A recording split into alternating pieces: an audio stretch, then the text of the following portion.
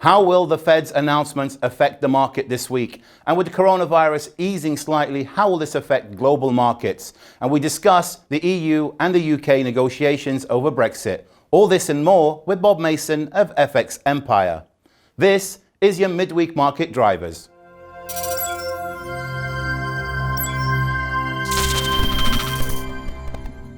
Hello, Bob, and thank you once again for joining us. Let's jump right in. The third week of the month is normally a quiet week. However, geopolitical events have been occurring throughout the week.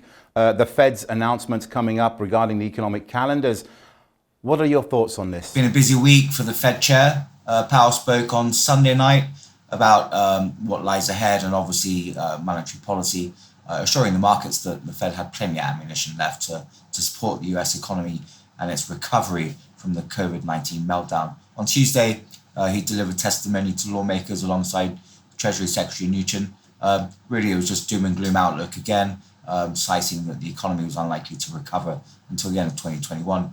On Wednesday night, we got the Fed, minutes to focus on.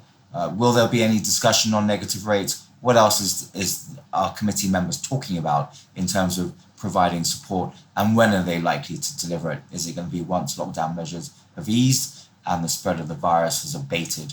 So those are the big questions the market's going to be looking to get answers for. The markets appear to be showing all the hints of the upcoming Fed's announcements then, so forecasting is top priority. But how about oil prices? How are they looking? Another positive week for crude oil so far. Both WTI and Brent are in positive territory. At the start of the week, we heard an armada of crude oil tankers on their way to China, pointing to a marked increase in demand.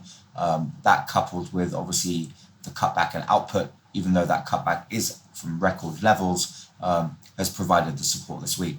There's still a lot of doom and gloom, however, on the economic outlook, despite obviously fiscal policy measures and governments easing lockdown measures. So we're not out of the woods just yet, but still not a bad May. We're up around 50%, but we're still down 50% year to date. So there's a long way to go for crude oil prices to fully recover. And when you've got the likes of Powell talking about the economic recovery taking, as long as another year and a half, expect plenty of volatility to persist. Over the remainder of the week, expect private sector PMIs at the end of the week to obviously influence. That will give an indication of what's going on in May. These are prelim numbers and what's likely to lie ahead based on new orders and demand from around the world. So in addition to Jerome Powell's and the Fed's announcements, the market should also be looking out for Trump's announcement coming up soon. Let's focus now on the coronavirus, with many countries now lifting lockdown procedures. How's that affecting the markets? Can we see an improvement? Lockdown measures continue to ease across EU member states and obviously the US. Italy's removed its border controls, allowing other EU member states to enter Italy to support consumption and tourism. So it remains to be seen what economic impact that will have in the near term. Obviously, there'll be some cautious travellers, and the numbers are likely to be limited as well. So will consumption really recover or begin to pick up? That remains to be seen. We're going to need to have a look at June numbers now that we're heading towards the end of May to assess really what impact the easing of lockdown measures have had. Obviously, a material factor will be whether there's any increase or spike in new cases that could reverse those moves by governments. From the US, Trump's adamant that he's going to continue easing lockdown measures irrespective of what happens on the COVID-19 front. Obviously, there's hopes of vaccines and treatment drugs, but we've yet to get that out to the public, and we're still in early trial phases, so there's still a long way to go.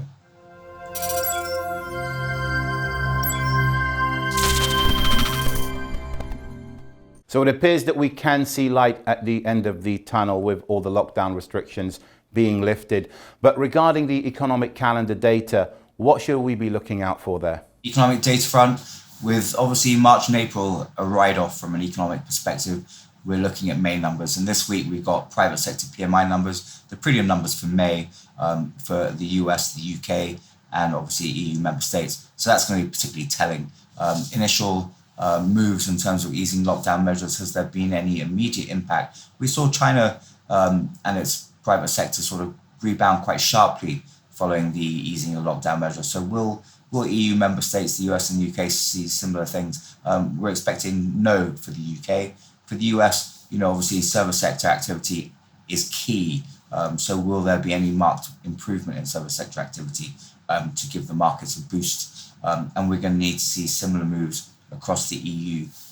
With global supply chains still broken, we're not expecting magic for the manufacturing sector, but as lockdown measures ease, there should be some influence on obviously service sector activity that hit record lows at the turn of the quarter. So that's going to be the main area of focus at the end of the week. And lastly, to finish up on the EU and the UK Brexit negotiations, how are they going? Can you enlighten us? Well, on the Brexit front, no positive news at all for the markets to consider, or even the pound, which has been bouncing around this week, hitting 120 levels before recovering to 122s.